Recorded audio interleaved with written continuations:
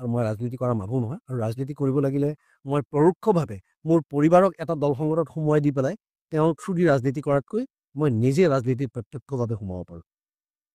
কিন্তু মই সেইটো কাম কৰা নাই আৰু নকৰোঁ আগলৈও কেতিয়াও নকৰোঁ আপোনালোকে আজিৰ তাৰিখত আকৌ কথা দিলোঁ গতিকে মই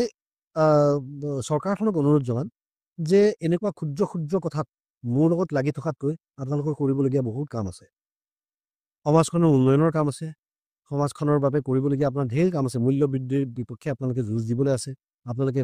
অংক কৰিবলৈ আছে কথা পাতিবলৈ আছে গতিকে সেইবিলাক কাম আপোনালোকে কৰক মোৰ পিছত লাগি থাকি সেই আপোনালোকৰ বহুমূলীয়া সময় অপচয় নকৰিব মই বৰ সাধাৰণ মানুহ মই এজন সাধাৰণ অভিনেতা আৰু মই ৰাইজৰ পক্ষত থিয় হোৱা মানুহ যিটো সদায় ৰাইজৰ লগতেই থাকিম বুলি আজি পুনৰবাৰ আকৌ কথা দিলোঁ